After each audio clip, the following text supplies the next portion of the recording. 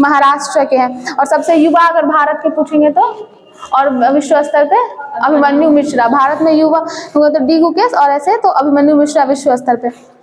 बताइएगा क्या? हाँ बताइएगा, ब्राजीलियन ग्रैंड प्रिक्स 2023 जो है इनको कौन जीते हैं? मैक्स वर्स्टैपेन जीते हैं। देखिए अभी ये क्या है, सिर्फ 3 छोड़ दीजिए, सऊदी अरब का, अजरबैजान का, और एक कौन सा था, ये एक और कुछ था, सिंगापुर। ये 3 ग्रैंड प्रिक्स छोड़ दीजिएगा तो सारा का सारा जो है वो मैक्स वर्स्टैपेन जीते हैं। ठीक है, और बताइएगा मैक्स वर्स्टैपेन जो है वो कौन से गाड़ी के ड्राइवर है? रेड बुल के हैं। और जो ये सऊदी अरब और अजरबैजान के ग्रैंड प्रिक्स सर्जियो पेरेज जीते थे, ये भी रेड बुल के हैं। ठीक है, बताइएगा 54वां भारतीय अंतर्राष्ट्रीय फिल्म महोत्सव कहाँ मनाया गया? गोवा में मनाया गया। आज का करंट अफेयर पूछ लेते। बताइएगा विश्व रेडियोग्राफी दिवस कब मनाया जाता है? 8 नवंबर को। देखिए विश्व रेडियो दिवस 13 फरवरी को, इससे मिसमैच मत कीजिएगा। विश्व रेडियो दिवस जो है वो 13 फरवरी को, और विश्व रेडियोग्राफी दिवस वो 8 नवंबर को। 13 फरवरी को और भी कुछ मनाया जाता है, राष्ट्रीय महिला दिवस, सरोजिनी नायडू के जयंती पे। बताइएगा अंतर्राष्ट्रीय सौर संगठन का अभी 95वां देश कौन सा बना है? 95 नंबर का चिली बना है। चिली बना है 95 नंबर का देश जो है चिली, अंतर्राष्ट्रीय सौर संगठन का। और पूछेगा कि अंतर्राष्ट्रीय सौर संगठन जो है इसका स्थापना जो है कब हुआ था, मतलब कहाँ हुआ था? पेरिस में। पूछेगा कौन से सम्मेलन में? तो COP21 में। ये बहुत इंपॉर्टेंट है कि अंतर्राष्ट्रीय सौर संगठन जो है इसकी स्थापना किस सम्मेलन में हुई थी? तो COP21 जो पेरिस में हुआ था। ठीक है, और इसका जो हेडक्वार्टर कहाँ पे है? गुड़गांव में, हरियाणा के गुड़गांव में, गुरुग्राम भी बोलते हैं। जो अंतर्राष्ट्रीय सौर संगठन का 95वां देश जो है वो चिली बना है। चिली क्या है? साउथ अफ्रीका का कंट्री है। ठीक है, और बताइएगा ये COP21 सम्मेलन याद रखिएगा जिसमें इसकी स्थापना हुई थी।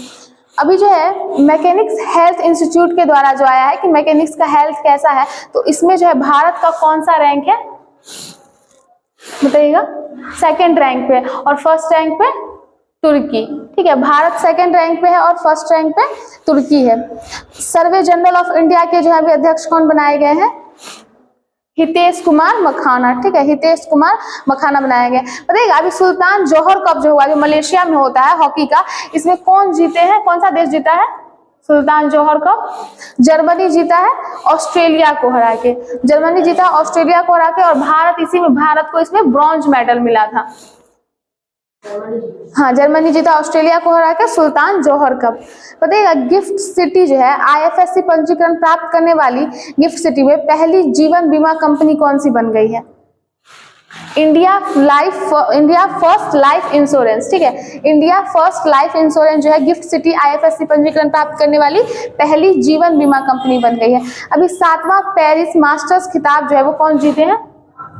बहुत ही ये मतलब नामी एक टेनिस प्लेयर है, नोवाक जोकोविच। ठीक है, कहाँ के हैं ये? सर्बिया के। नोवाक जोकोविच जीते हैं 7वां पेरिस मास्टर्स खिताब। और अभी जो 4 ये हुआ ना टेनिस का जो हुआ है, तो इसमें चारों में तो एक बस याद रखिएगा, विंबलडन जो है वो बस नहीं जीते। हाँ, कार्लोस जीते हैं, कार्लोस अल्कराज जीते हैं। बाकी सारा जो है वो नोवाक जोकोविच जीते हैं। ठीक है, सारा नोवाक जोकोविच जीते हैं। और सबसे पुराना ग्रैंड स्लैम कौन सा है? विंबलडन है सबसे पुराना जो है वो। देखिए ऐसे पहले कौन सा होता है? सबसे पहले कौन सा? ऑस्ट्रेलिया ओपन होगा, फिर फ्रेंच ओपन, उसके बाद विंबलडन, और उसके बाद USA ओपन। 4 होता है। सबसे पुराना विंबलडन होता है। देखिए पहला वाला ये एक लाइन से ऐसे ही होता है, सबसे पहला और सबसे लास्ट जो होता है ऑस्ट्रेलियन और USA, इसको हार्ड कोर्ट पे खेला जाता है। ठीक, फ्रेंच वाले को क्ले कोर्ट पे खेला जाता है, और विंबलडन को ग्रीन ग्रास कोर्ट पे खेला जाता है। तो अभी सिर्फ विंबलडन को छोड़ दिया जाए इसको, क्योंकि कार्लोस अल्कराज जीते हैं जो कि स्पेन के हैं, तो बाकी तीनों को ये नोवाक जोकोविच जीते हैं जो कि सर्बिया के हैं। बताइएगा अभी कौन सा एजेंसी है, मतलब जो स्पेस एजेंसी है, जहाँ के वैज्ञानिकों ने जो है बिग बैंग थ्योरी के बाद जो है 470 मिलियन वर्ष के बाद सबसे पुराना ब्लैक होल की खोज की है? नासा के साइंटिस्ट ने। ठीक है, सबसे पुराना बिग बैंग थ्योरी के 470 मिलियन वर्ष के बाद जो है सबसे पुराने ब्लैक होल की खोज की है ये नासा के साइंटिस्ट हैं।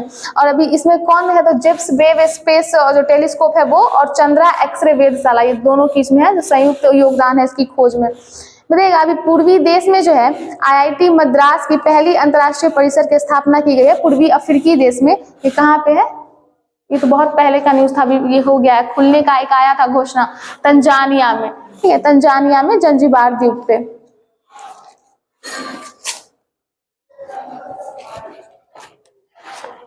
साइंस पूछ सकते हैं। अच्छा, मानव शरीर का तंत्र था और ज्योग्राफी में स्थल मंडल, ठीक है, दोनों बहुत बड़ा बड़ा टॉपिक है, तो जो बोले थे आधा आधा ही देख लेने के लिए एक बार।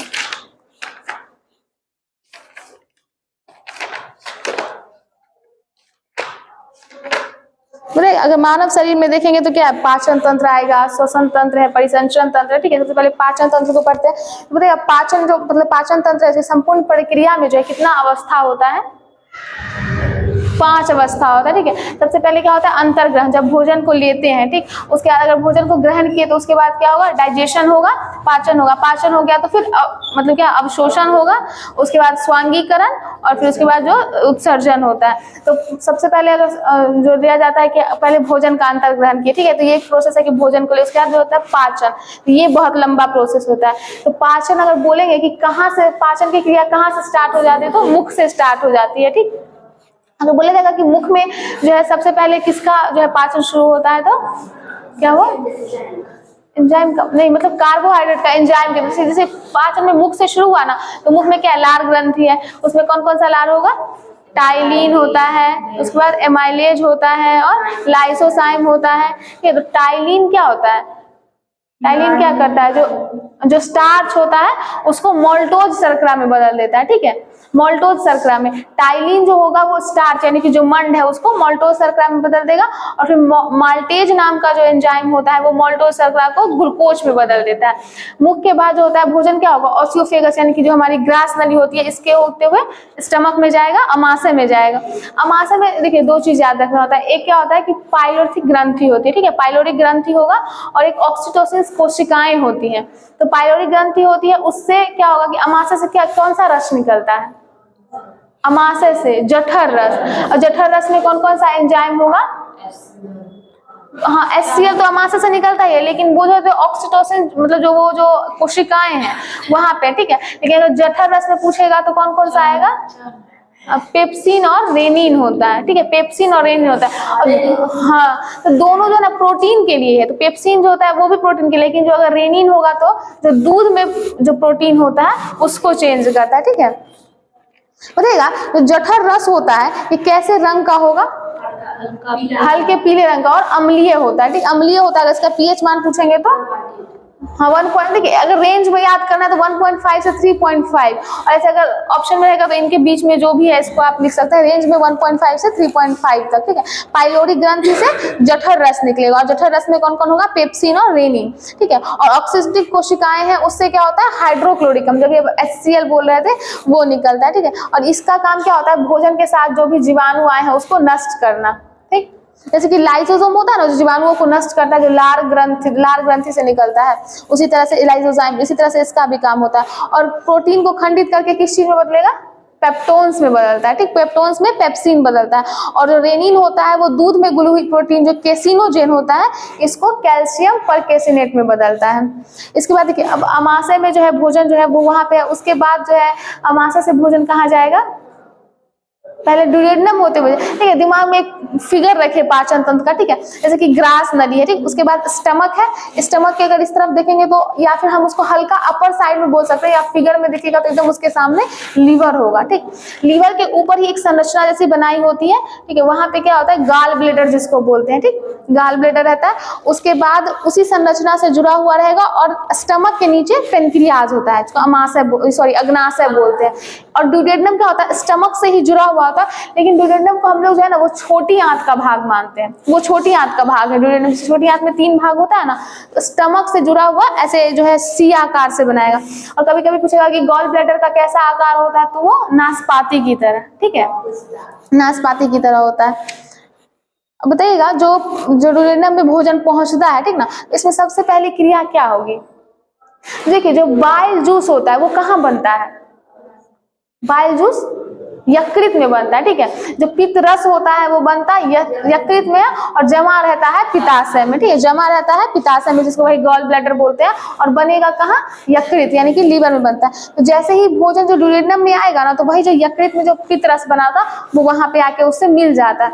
और पित्त रस कैसा होता है, क्षारीय या अम्लीय होगा, क्षारीय होता है, ठीक है। पित्त रस जो होता है वो क्षारीय बना होता है, इसलिए भोजन को क्या करता है, अम्लीय से क्षारीय कर देता है। बताइएगा जो ये जो ड्यूडेनम है इसमें कितने प्रकार के एंजाइम निकलेंगे, 3 तरह के, इससे 3 तरह, ट्रिप्सिन, एमाइलेज और लाइपेज। तो ट्रिप्सिन का काम क्या होगा कि प्रोटीन एवं पेप्टोन्स को जो होता है वो पॉलीपेप्टाइड में बदलता है, ठीक।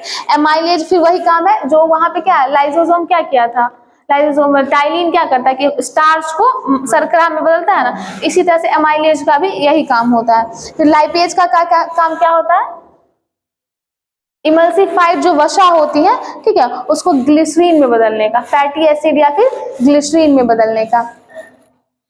इसके बाद क्या होगा, भोजन छोटी, देखिए पहले कार्य याद कर लेते हैं। अगर यकृत की बात होगी तो यकृत में क्या होगा, पित्त का निर्माण होता है, ठीक है, पित्त का निर्माण होता है, और पित्त रस का, और जमा होने की बात होगी तो वो पित्ताशय में यानी कि गॉल ब्लैडर में जमा होगा, ठीक। छोटी आंत में क्या होता है, छोटी आंत का सबसे, छोटी आंत में तो पूर्ण पाचन होता ही है, और इसका एक कार्य और क्या है, अवशोषण करने का भी। जैसे पहले भोजन ग्रहण किए, पाचन हुआ, उसके जो अवशोषण होता है वो छोटी आंत में एक विलाई जो होती है, एक आकृति हाथ की तरह से, हमारे हाथ है ना इस तरह की आकृति होती है, उसी के द्वारा भोजन को ऑब्जॉर्ब किया जाता है। तो ऑब्जॉर्प्शन का मतलब क्या होता है कि भोजन में जो भी मतलब पोषक तत्व होते हैं उनका रुधिर के द्वारा पहुंचना, ये अवशोषण होता है। और स्वांगीकरण क्या होता है, पहले 5 टर्म में स्वांगीकरण का मतलब होता है जो भी पदार्थ अवशोषित हुआ, ठीक है, उसका शरीर के द्वारा उपयोग करना, ये स्वांगीकरण होता है।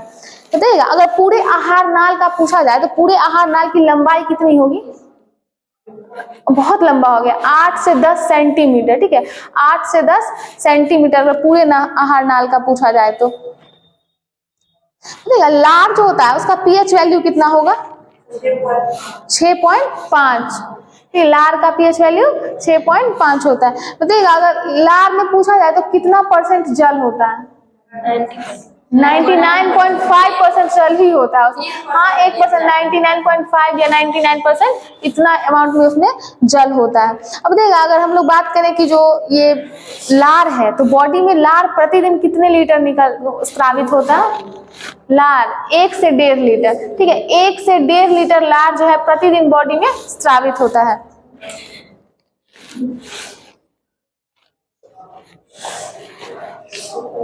देखिए और आंतरिक रस होगा वो भी क्षारीय होगा, जैसे लार अम्लीय था, ठीक है, और जो ये अमाशय से रस निकला वो भी अम्लीय था, लेकिन जो आंत से निकलेगा आंतरिक रस जो होता है वो क्या होता है, क्षारीय होता है, ठीक है, आंतरिक रस क्षारीय होता है, और पित्त रस भी क्षारीय होता है। अब बताइएगा जो क्या 7.7, ठीक है, 7.7 होता है, और अगर रेंज में पूछे तो 7.6 से 8.6।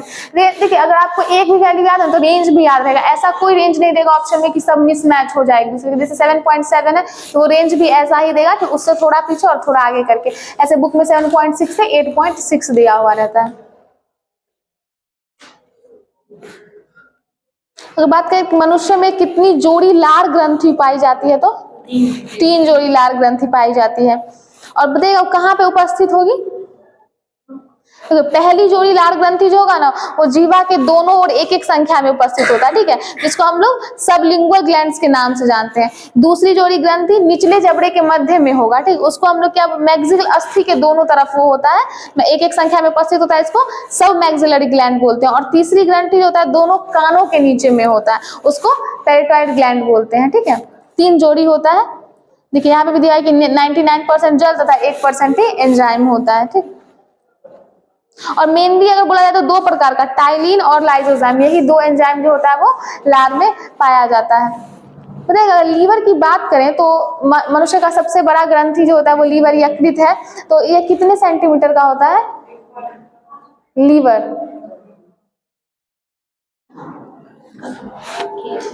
केजी में तो भार दिया होता है ना, जैसे कितना इसका भार कितना होता है, 1.5 से 2 केजी के भी होता है, नहीं वो हाँ इधर ही बोल दिया, इसी रेंज में वो दिया हुआ रहता है।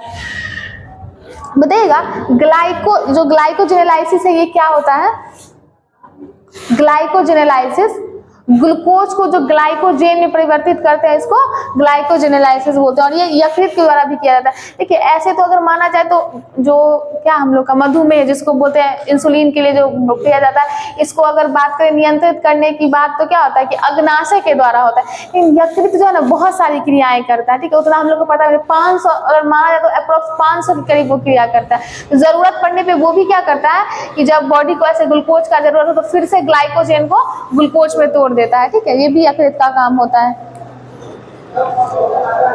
और यकृत का काम ये भी है कि वो शरीर के ताप को बनाए रखता है। बताइएगा सबसे जैसे ये है ना कि सबसे बड़ी ग्रंथि कौन सी है, दूसरी सबसे बड़ी ग्रंथि अग्नाशय, लेकिन सबसे बड़ी अंतःस्रावी ग्रंथि पूछेगा तो थायराइड ग्लैंड जिसको अवटु ग्रंथि बोलते हैं, ठीक है, थायराइड ग्लैंड जो अवटु ग्रंथि है ये सबसे बड़ी अंतःस्रावी ग्रंथि होती है।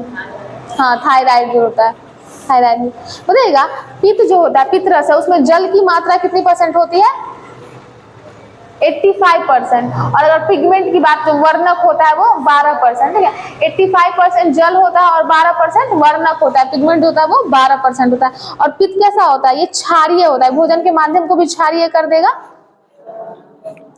देखिए जल का अवशोषण कहाँ पे होता है, बड़ी आंत, जल का अवशोषण बड़ी आंत। अगर बात किया जाए कि अमोनिया को यूरिया में परिवर्तित करना या फिर जो यूरिया संश्लेषण है ये क्रिया कहाँ होती है, यकृत में, ठीक है, यकृत में, यूरिया संश्लेषण यकृत में होगा। बताइएगा छोटी आंत और बड़ी आंत, छोटी आंत कितने भाग में होता है, कौन कौन सा उसका भाग है, हाँ ड्यूडेनम, जेजुनम और इलियम, ठीक है, ये 3 भाग होता है। अगर इसमें पूछा जाए कि सबसे बड़ा कौन सा होता है तो जेजुनम, कितना होगा उसका, जेजुनम कैसे सबसे बड़ा होगा, इलियम होगा लास्ट वाला, जेजुनम तो 2.5 ही होता है, वो तो मध्यांतर होता है, ठीक है, जो लास्ट में होता है ना इलियम जो होता है वो 3.5 सेंटीमीटर होता है, सॉरी मीटर में होगा, सेंटीमीटर बोल रहे हैं। बताइएगा अपेंडिक्स की लंबाई कितनी होती है, अप्रोक्स में 4 इंच, अपेंडिक्स की लंबाई अप्रोक्स में 4 इंच होता है। और अपेंडिक्स जो होता है वो किससे जुड़ा होता है, छोटी आंत से या बड़ी आंत से, अपेंडिक्स बड़ी आंत से सीकम के द्वारा जुड़ा होता है, ठीक है, बड़ी आंत का जो भाग है सीकम सबसे पहला भाग है उसी के तहत जो है अपेंडिक्स बड़ी आंत से जुड़ा होता है। जैसे कि छोटी आंत को क्षुद्रांत बोलते हैं, बड़ी आंत को वृद्धांत बोलते हैं, ऐसे इसको हाँ अपेंडिक्स जो अपसेसी अंग है ये बड़ी आंत से जुड़ा हुआ होता है सीकम के द्वारा, याद रखिए किसके द्वारा जुड़ा होगा तो सीकम के द्वारा। बताइएगा पूर्ण पाचक रस किसको कहते हैं, कौन से ग्रंथि से जो रस निकलता है उसको पूर्ण पाचक रस कहते हैं, अग्नाशय से। ये अग्नाशय और अमाशय में ध्यान रखिएगा, बहुत डिफरेंट है दोनों लेकिन नाम एकदम सेम लगता है, ठीक है, अमाशय मतलब जो स्टमक है पेट का, और अग्नाशय पेनक्रियाज, यहाँ से जो मधुमेह को करने के लिए जो इंसुलिन वगैरह इसके लिए, तो इसको ही पूर्ण पाचक रस कहा जाता है। इसलिए कहा जाता है क्योंकि इसमें जो एंजाइम्स होते हैं वो कार्बोहाइड्रेट वसा प्रोटीन सबको पचाने में सहायक होते हैं, इसीलिए अग्नाशय रस को जो है पूर्ण पाचक रस कहा जाता है। याद रखिए अग्नाशय रस को पूर्ण पाचक रस कहा जाता है। और एंजाइम जो है वो एक तरह के क्या होते हैं, प्रोटीन होते हैं, ठीक है, प्रोटीन होते हैं, बायो उत्प्रेरक है, ये प्रोटीन होते हैं एंजाइम। बताइएगा अगर ग्लूकोज को इथेनॉल में बदलने के लिए कौन से एंजाइम की जरूरत होती है, ग्लूकोज को इथेनॉल में बदलने के लिए जाइमेज, ठीक है, जाइमेज नामक एंजाइम है जो ग्लूकोज को इथेनॉल में बदल देता है, जाइमेज होता है। और अग्नाशय क्या होता है, ये क्या होता है, अगर कोई पूछेगा कि अंतःस्रावी और जो एक्सोक्राइन और इंडोक्राइन होता है और बहिःस्रावी अगर दोनों तरह की ग्रंथि है तो अग्नाशय, ये दोनों तरह का, दोनों प्रकार की ये ग्रंथि है। इसमें अगर जल की मतलब जो अग्नाशय रस होता है उसमें अगर जल की मात्रा पूछा जाए तो 9.8% जल होता है, ठीक है, अग्नाशय रस में जो है वो 9.8% जल होता है, बाकी जितना भी है वो लवण और एंजाइम होता है। अग्नाशय रस में सिर्फ 9.8% ही जल होता है और ये भी क्षारीय द्रव है। बताइएगा लैंगरहैंस की जो दीपिका होती है ये किसका भाग होता है, मतलब किस ग्रंथि का भाग है, अग्नाशय का, ठीक है, अग्नाशय का भाग होता है ये बीटा, इसी में होता है बीटा कोशिका जिसे इंसुलिन निकलती है, अल्फा कोशिका से क्या निकलेगा, ग्लूकॉन निकलता है, ग्लूकागोन। और इंसुलिन किस कोशिका से निकलेगा, बीटा कोशिका से इंसुलिन निकलता है। रुधिर में अगर ग्लूकोज की मात्रा बढ़ जाए तो उसे क्या कहेंगे, मधुमेह कहते हैं, ठीक है, अगर बढ़ जाता है तो मधुमेह कहा जाता है। बताइएगा इसकी खोज, इंसुलिन की खोज कौन किए थे? बेंटिक और बेस्ट किए थे। कब किए थे? 1921 में किए थे। और पहली बार जो है इसका उपयोग किन पे, मतलब इंसुलिन का इंजेक्शन जो है वो किनको दिया गया था? थॉमसन को दिया गया था। ठीक है, थॉमसन को दिया गया था। लियोनार्ड थॉमसन जो कि कनाडा के थे, 1921 में खोज हुआ और 1922 में पहली बार इनको ये टीका दिया गया था इंसुलिन का। और ये भी कि ग्लूकोज से ग्लाइकोजेन बनने की प्रक्रिया को कौन नियंत्रित करता है? तो अग्नाशय जो है। ठीक है, इंसुलिन जो है, इंसुलिन के मतलब क्या होता है बॉडी में, जब डायबिटीज बढ़ जाता है तो इंसुलिन का टीका दिया जाता है ना, इसलिए दिया जाता है क्योंकि अगर बॉडी में इंसुलिन की कमी हो जाए तो क्या होगा? ग्लूकोज से ग्लाइकोजेन बनने की क्रिया नियंत्रित नहीं हो पाती है। देखिएगा, अगर परिसंचरण तंत्र पढ़ेंगे तो इनकी खोज किसने की थी? परिसंचरण तंत्र की विलियम हार्वे खोज किए थे। कब किए थे? 1628 में। 1628 में विलियम हार्वे जो है परिसंचरण तंत्र की खोज किए थे। और पूछेगा परिसंचरण तंत्र में कितना भाग है? तो 4 होता है। कौन कौन सा? हृदय, देखिए हृदय तो लेंगे क्योंकि ब्लड का सर्कुलेशन है।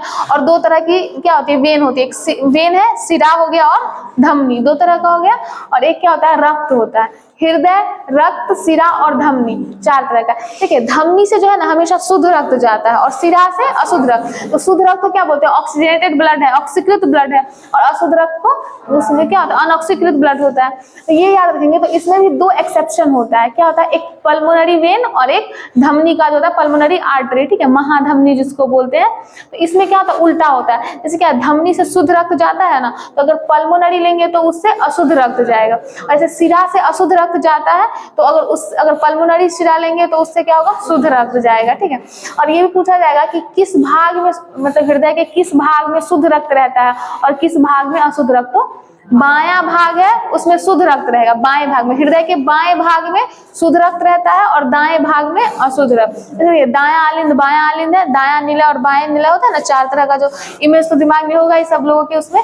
तो वो बायां साइड जो होगा, ठीक है, उसमें ऑक्सीकृत ब्लड यानी कि शुद्ध, और दाएं वाले में अनऑक्सीकृत ब्लड होता है। ठीक, देखिएगा हृदय से शरीर की ओर रक्त ले जाने वाली रक्त वाहिका जो होगी उसको क्या कहेंगे? धमनी कहेंगे। क्योंकि शरीर में तो हमेशा क्या होगा? शुद्ध ब्लड भेजेगा ना हृदय, तो धमनी से लेके जाए। और वही अगर शरीर से वापस लेके जा रहा है तो वो शिरा होगा। देखिएगा इसमें क्या होता है? एक ट्राइकस्पिड और जो होता है, जो 3 उसमें वो ना त्रिवलिनी कपाट होता है और एक द्वि कपाट होता है। ये किन किन के बीच में होता है?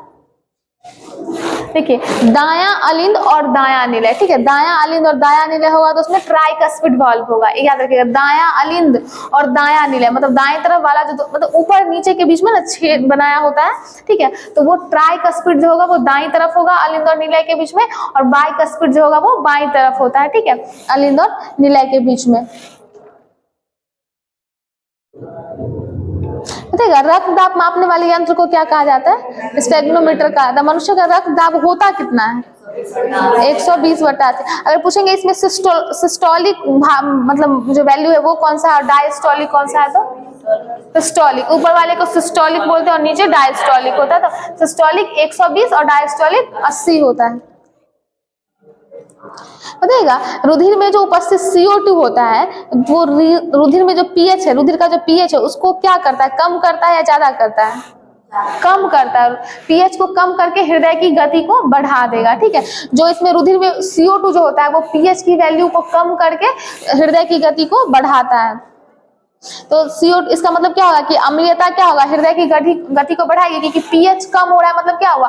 अम्लीयता बढ़ रही है ना, तो अम्लीयता हृदय की गति को बढ़ाती है और क्षारीयता हृदय की गति को कम करती है। ये हुआ CO2 pH वैल्यू को क्या करेगा? कम करेगा, यानी अम्लीय कर देगा, जिससे कि हृदय की गति बढ़ जाती है। ठीक,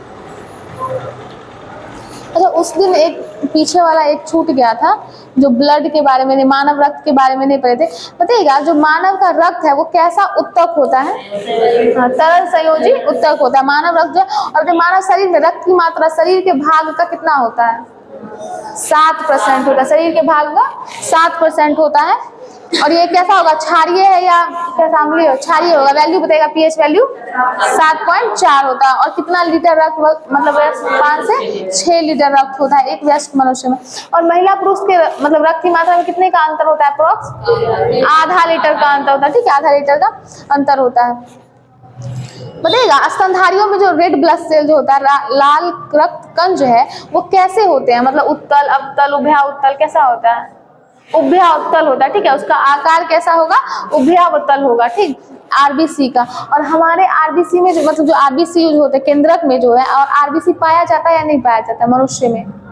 नहीं पाया जाता है। ये अगर इसका मतलब एक्सेप्शन जो होगा ऊंट और लामा होगा, ठीक है। इनके आरबीसी में केंद्रक पाया जाता है, और जो मनुष्य का आरबीसी है इसमें केंद्रक नहीं पाया जाता है। एक्सेप्शन में क्या लेंगे? ऊंट और लामा। इसमें जो है लामा एक जानवर होता है जो सामान मन ढोने के लिए नहीं काम आता है, तो लामा और ऊंट जो होता है इनमें जो है केंद्रक आरबीसी, इनके आरबीसी में केंद्रक पाया जाएगा, ठीक है। ये स्तनधारी में जो है, स्तनधारियों में जो है एक्सेप्शन हो गया। बताइएगा हीमोग्लोबिन में पाया जाने वाला लौह यौगिक कौन सा होता है? हिमैटिन। लौह यौगिक कौन सा होगा? हिमैटिन होगा। और ये बताइएगा कि जो ब्लड जो है जमता है इसके लिए कौन जो है वो सहायता करता है? क्या? नहीं, हिपेरिन नहीं, फिब्रोजेन होता है, ठीक है। फिब्रोजेन जो होता है, फिब्रिन जो होता है, ठीक है, वो करता है। तो इसमें क्या होता है ना, उसके बनने की भी, फिब्रिन बनने की भी क्रिया होती है। तो उसके लिए विटामिन के को क्यों सहायक माना जाता है? क्योंकि बॉडी में वही जो है इसके निर्माण में सहायक होता है। इसलिए अगर विटामिन में पूछेंगे तो विटामिन के, और ऐसे पूछा जाएगा तो फिब्रिन, ठीक है। ऐसे जो है नॉर्मली रक्त का थक्का बनने का टाइम कितना होता है? 2 से 5 मिनट, 2 से 5 मिनट होता है। और प्रोटीन में अगर विटामिन, अगर रक्त जमने में सहायक है तो विटामिन में विटामिन के, और प्रोटीन में पूछा जाएगा तो फिब्रोजेन जो होता है वो सहायक होता है।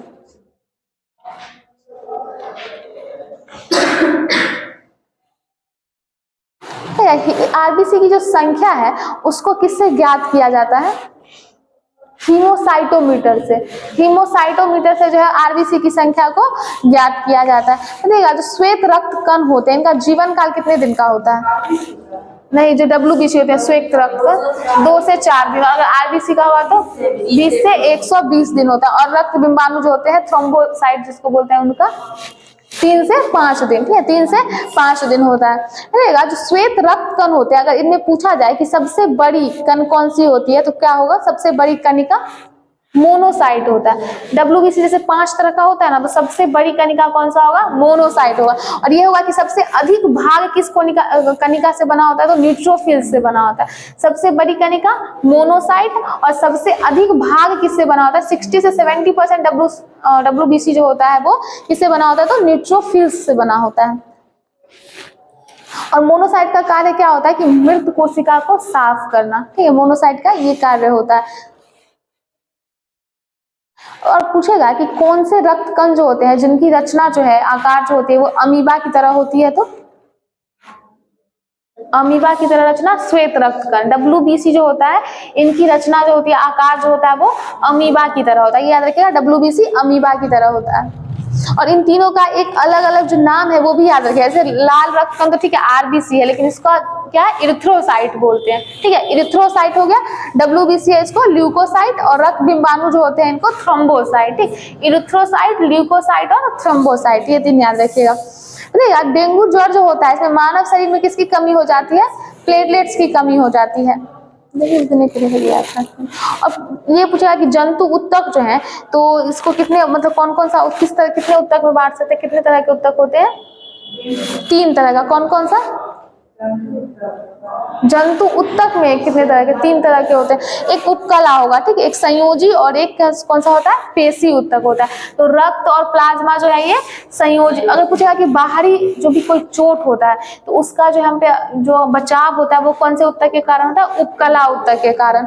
और अगर पूछेगा एक दूसरे से जुड़ने में जो सहायक है ये कौन सा होता है? संयोजी उत्तक होता है। जो हड्डी होती है और मांसपेशी जो होती है एक दूसरे से जुड़ती है, ये किसके कारण? टेंडन से जुड़ती है, टेंडन से ये जुड़ी हुई होती है। मानव शरीर में मांसपेशियों की संख्या कितनी होती है? 639 मांसपेशी। मांसपेशी कितना होगा? 639 होगा। और सबसे बड़ी मांसपेशी कौन सी होती है? ग्लूटियस मैक्सिमस, ठीक है, ग्लूटियस मैक्सिमस जो है वो सबसे बड़ी मांसपेशी। पूछेगा ये कहाँ की है? तो कूल्हा की, ठीक है, कूल्हे की मांसपेशी होती है ग्लूटियस मैक्सिमस। और ऐसे पूछेगा मांसपेशियों की संख्या तो 639 होता है। और अगर जो श्वेत रक्त कण में पूछा जाए कि सबसे कम कौन सा कण का होता है तो बेसोफिल्स होगा। ठीक है, जो अस्थमा के लिए भी जो सहायक है ये बेसोफिल्स 1% होता है। ठीक है, डब्ल्यूबीसी का काम क्या होता है, वही जो है ना कि वो रक्षा करता है हमारी जो है क्या होता है मुख्य कार्य शरीर के रोगों के संक्रमण से जो है रक्षा करना होता है। तो बेसोफिल्स जो होता है वो अस्थमा के लिए मेनली होता है, जो डब्ल्यूबीसी में 1% ही उपस्थित होता है बेसोफिल्स। आज है ज्योग्राफी था वो स्थल मंडल से शायद।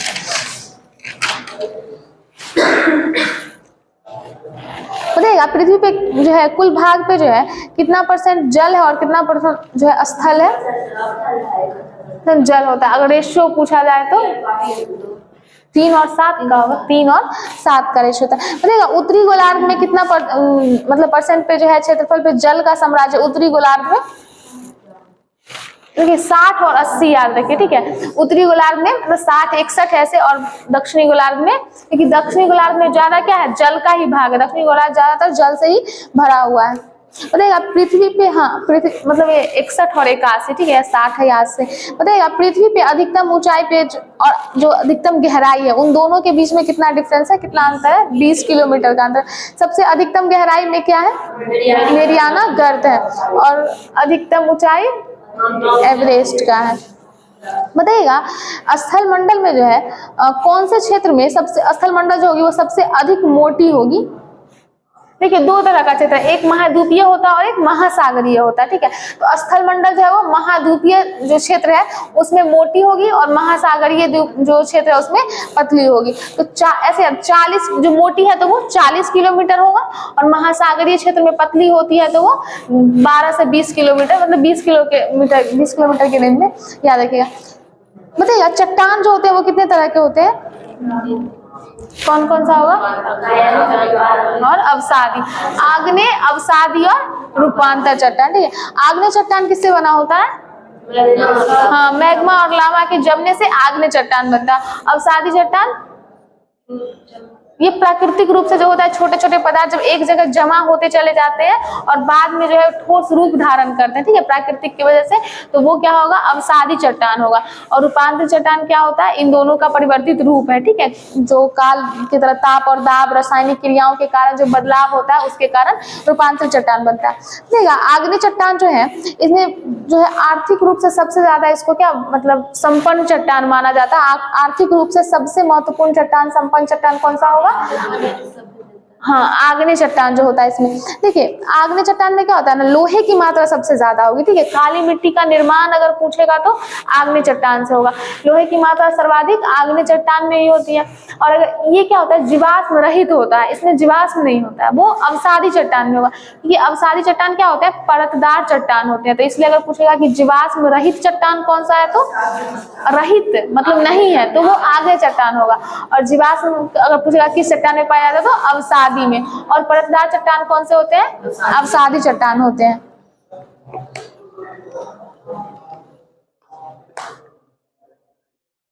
देखिएगा खनिज तेल जो है वो कौन से चट्टान में पाए जाएंगे? अवसादी चट्टान में खनिज, क्योंकि वो परतदार चट्टान होते हैं तो ये इनके लिए ज्यादा अनुकूल स्थिति पैदा करते हैं खनिज तेल के लिए। बताइएगा ग्रेनाइट जो है इसका कैनियंत्रित रूप कौन सा होगा? ग्रेनाइट का नीस होता है। ग्रेनाइट का नीस होता है। देखिए ग्रेनाइट और ग्रेफाइट में मतलब थोड़ा सा डिफरेंस है। क्या ग्रेनाइट वो आग्नेय चट्टान है और ग्रेफाइट जो होता है वो कायांतरित चट्टान होता है। ग्रेफाइट कायांतरित चट्टान होता है। और ग्रेफाइट किसका कायांतरित रूप है? बिटुमिनस कोयला का। ठीक है, बिटुमिनस कोयला का कायांतरित रूप क्या होगा? ग्रेफाइट होगा। तो बिटुमिनस कोयला आग्नेय चट्टान हो गया और ग्रेफाइट उसका रूपांतरित रूप है तो वो कायांतरित चट्टान।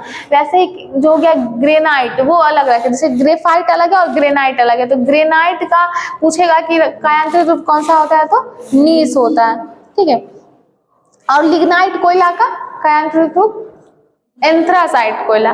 बिटुमिनस कोयला का ग्रेफाइट और लिग्नाइट का एंथ्रासाइट। लिग्नाइट जो होता है वो अवसादी चट्टान है। ठीक है, लिग्नाइट अवसादी चट्टान होता है। देखिएगा इसमें बहुत तरह का जो है क्या आकृति बनता है, जो लेपोलिथ हो गया, लेपोलिथ हो गया और फेकोलिथ हो गया। इसमें क्या क्या होगा?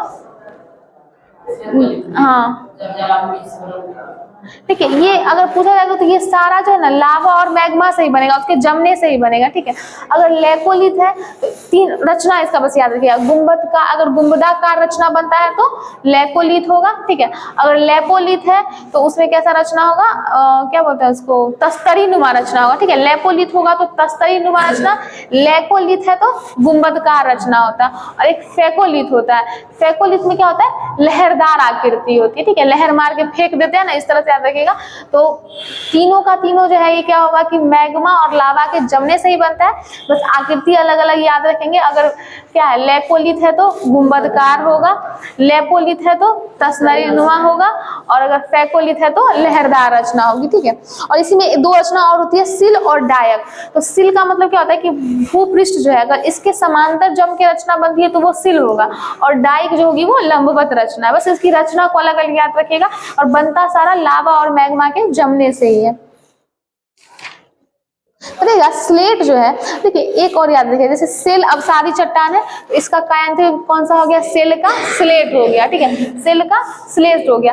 अब यही स्लेट जो है ना ये कायांत्रिक बनाते चला जाता है कि स्लेट है तो फाइलाइट, और फाइलाइट का सिस्ट।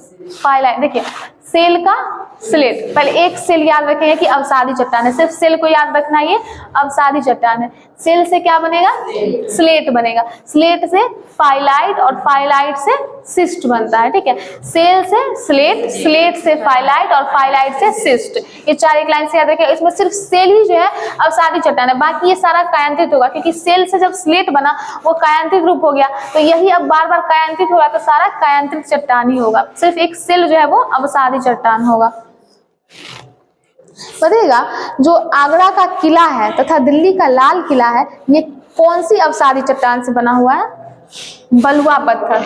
बलुआ पत्थर क्या होता है, अवसादी चट्टान होता है। तो याद रखेंगे आगरा का किला, लाल किला, ये जो है बलुआ पत्थर से बना हुआ है, जो कि अवसादी चट्टान होता है। बताइएगा ज्वालामुखी में जो है क्रेटर क्या होता है, हाँ कीप क्या का, जिससे क्या होता है अंदर से जितना भी लावा जो निकलता है ज्वालामुखी से उसको क्या बोलते हैं, क्रेटर बोलते हैं। ठीक है। क्रेटर जो होता है कीप के आकार का होता है। और सिंडर क्या होता है, देखिए वो जो क्रेटर से लावा निकला, ठीक है, वही बाहर होके जो है ठंडा होकर ठोस बन जाता है, उसको सिंडर बोलते हैं। ज्वालामुखी उत्पत्ति के आधार पे जो है मतलब उसका उद्गार होता है, इसके आधार पे ज्वालामुखी कितने प्रकार की होती है, कौन कौन सी, सक्रिय, हाँ, और एक शांत ज्वालामुखी। तीन तरह की। सक्रिय क्या है कि मतलब उसमें हमेशा उद्गार होते ही रहता है, तो उसमें होता क्या है कि हाँ उसमें उद्गार लंबे समय से नहीं हुआ है लेकिन होने की संभावना। और शांत ज्वालामुखी में ना हुआ है ना कभी होगा। देखिए इसमें एक, हाँ उसी को बोलते हैं क्या, हाँ वो इस तरह का ज्वालामुखी का एग्जाम्पल, देखिए एग्जाम्पल मेनली याद रखिएगा सबका। ठीक है। तो पेले अश्रु क्या होता है, ये एक ज्वालामुखी में एक टर्म है पेले अश्रु।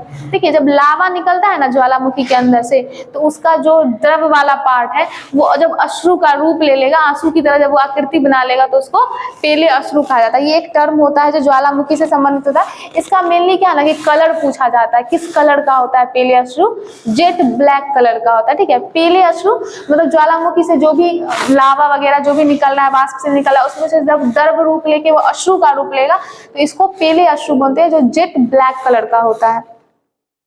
बताइएगा इटली का जो एटना तथा स्ट्रोम्बोली है, स्ट्रोम्बोली जो है, ये किस तरह के ज्वालामुखी का उदाहरण है, सक्रिय ज्वालामुखी है।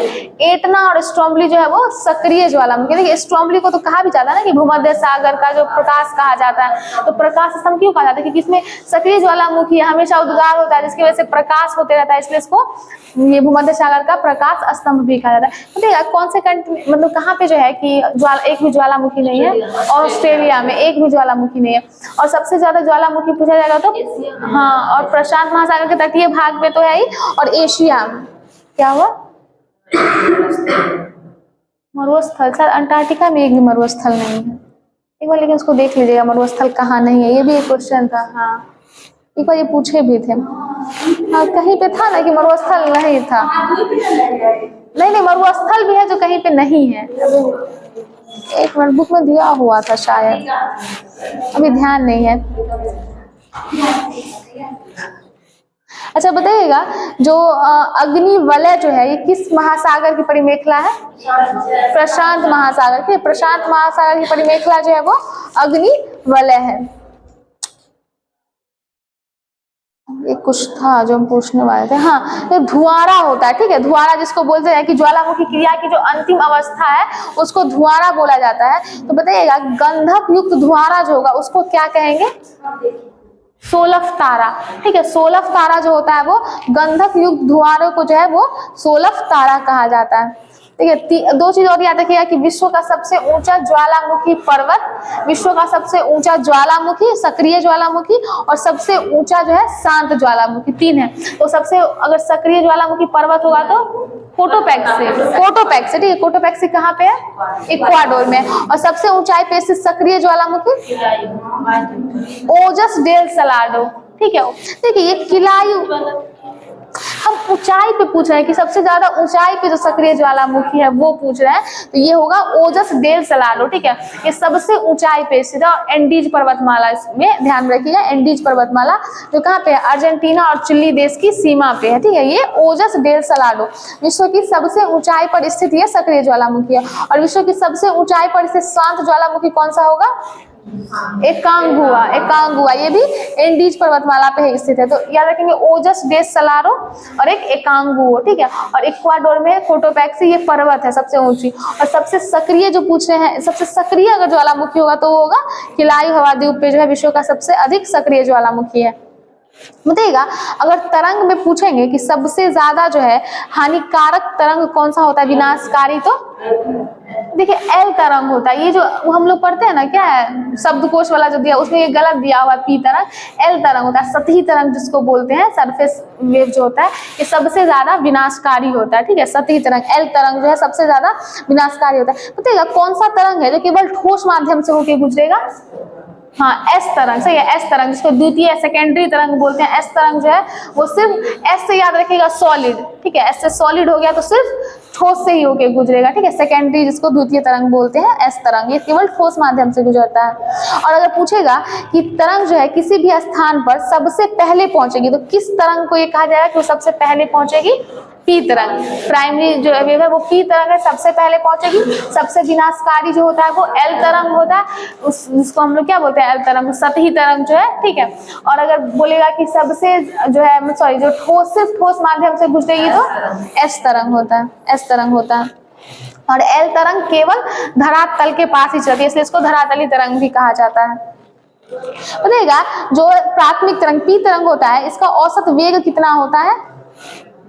8 किलोमीटर प्रति सेकेंड होता है, ठीक है, 8 किलोमीटर सबसे ज्यादा होता है। कि क्या जाता है कि सबसे पहले पहुंचा, सबसे ज्यादा वेग होगा तो सबसे पहले पहुंचेगा, तो 8 किलोमीटर प्रति सेकेंड जो होता है ये पी तरंग का वेग होता है। और अगर सेकेंडरी तरंग एस तरंग की बात करेंगे तो 4 किलोमीटर प्रति सेकेंड, उसका 8 किलोमीटर, और ये एस सॉरी जो एस तरंग होगा उसका 4 किलोमीटर प्रति सेकेंड होगा। बताइएगा लव वेव्स किसको कहा जाता है?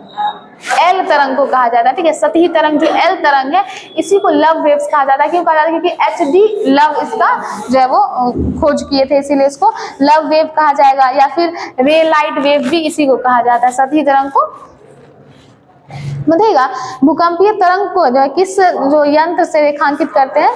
सिस्मोग्राफ से करते हैं। बताइएगा भूसन्नति का सिद्धांत कौन दिए थे? भूसन्नति का कोबर, भूसन्नति का कोबर, ठीक है। तापीय संकुचन का होगा तो जेफ्रीज होगा। जेफ्रीज में फ्रीज याद रखिएगा, तो फ्रीज क्या होता है? ताप को कम कर रहा है, नियंत्रित करता है। तापीय संकुचन जो होगा तो वो जेफ्रीज होगा। और भूसन्नति कोबर। और संवहन तरंग का होम्स, संवहन तरंग का होम्स दिए थे सिद्धांत। बताइएगा जो रिक्टर स्केल जो है इसका जो है कब खोज किया गया था? रिक्टर स्केल पूछ रहे हैं, भूकंपता की तीव्रता वाला रिक्टर स्केल पूछ रहे हैं, वो तो पीएच वैल्यू के लिए है। ये रिक्टर स्केल 1935, ठीक है। रिक्टर स्केल जो होगा वो 1935, इसमें क्या होगा? भूकंप की तीव्रता या ऊर्जा को मापा जाता है, ठीक है। और इसकी खोज कौन? चार्ल्स रिक्टर ही किए थे 1935 में। तो कहा जाएगा भूकंप की तीव्रता या ऊर्जा को मापने के लिए रिक्टर स्केल 1935 में इसकी खोज चार्ल्स किए थे, चार्ल्स रिक्टर किए थे।